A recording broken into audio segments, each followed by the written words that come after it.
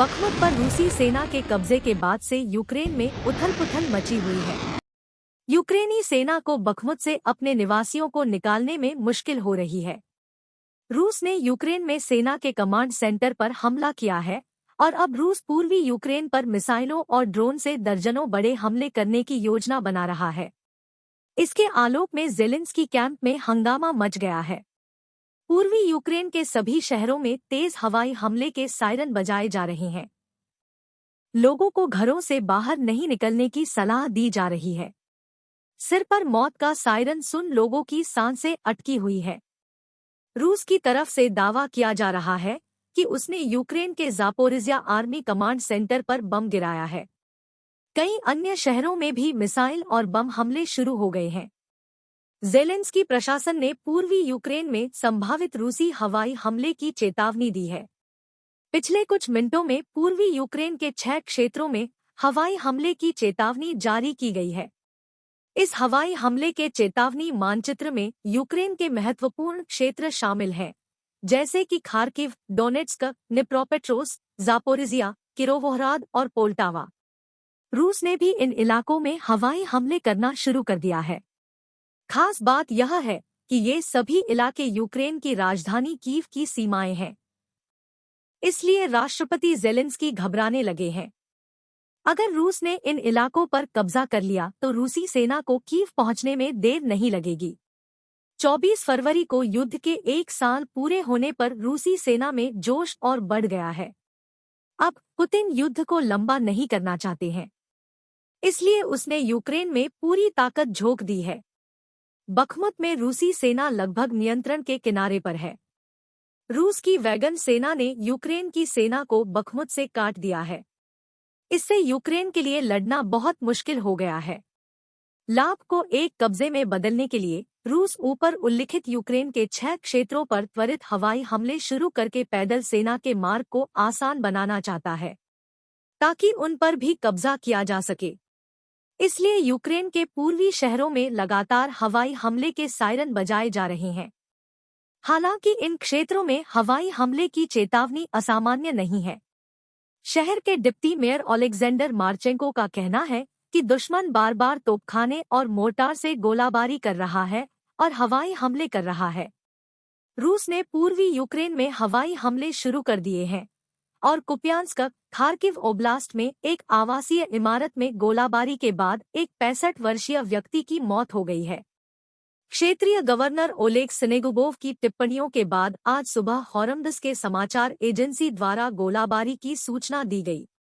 हालांकि अभी रिपोर्ट की पुष्टि होनी बाकी है।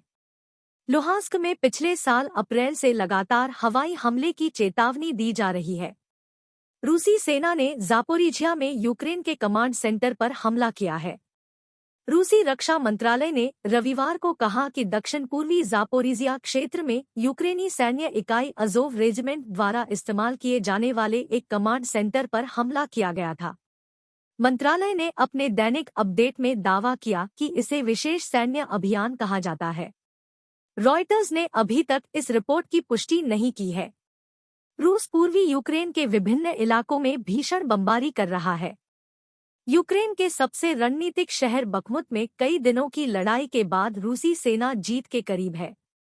रूस जल्द ही बखमुत पर कब्जा करने का दावा कर रहा है और यूक्रेनी सेना अभी भी लड़ाई में अपनी पूरी ताकत लगा रही है, भले ही उनके पास गोला बारूद खत्म हो रहा हो।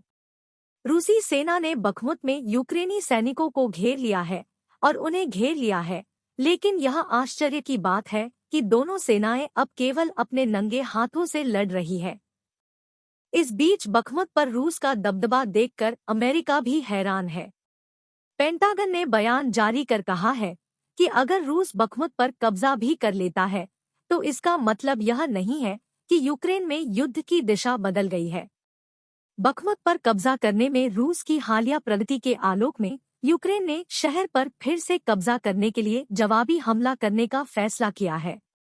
रूसी सेना ने बखमुत के साथ कीव पर कब्जा करने की योजना बनाई है, जो उन्हें यूक्रेन के अधिकांश पूर्वी हिस्से पर नियंत्रण देगा।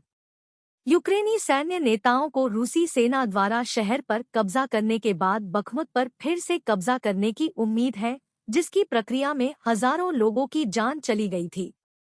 राष्ट्रपति ज़ेलेंस्की के कार्यालय ने कहा कि उन्होंने सोमवार को देश के शीर्ष सैन्य नेताओं के साथ बखमुत ऑपरेशन पर चर्चा की और वे दोनों इस बात पर सहमत हुए कि आक्रामक को और मजबूत किया जाना चाहिए और रक्षा जारी रखी जानी चाहिए। इस बीच रूसी गोलाबारी ने डोनेट्स्क क्षेत्र और आसपास के गांवों में शहर को निशाना बनाया। मॉस्को ने बखमुत के प्रतिरोध को खत्म करने के लिए 3 तरफा हमला किया।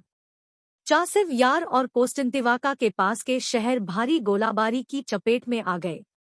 इससे कई कारों और घरों को नुकसान पहुंचा है और आग लग गई है। किसी के हताहत होने की तत्काल कोई खबर नहीं है, लेकिन आशंका है कि कुछ लोग हताहत हो सकते हैं। इस दौरान रूसी सेना ने बखमुत को जोड़ने वाली कई सड़कों और पुलों को भी नष्ट कर दिया है। यूक्रेनी पुलिस और स्वयंसेवक चासिव यार और अन्य सीमावर्ती कस्बों से लोगों को निकालने के लिए एक कठिन अभियान चला रहे हैं। इन क्षेत्रों के सभी घर नष्ट हो गए हैं और कुछ ही अब भी खड़े हैं। बखमुत में सबसे खूनी लड़ाई चल रही है।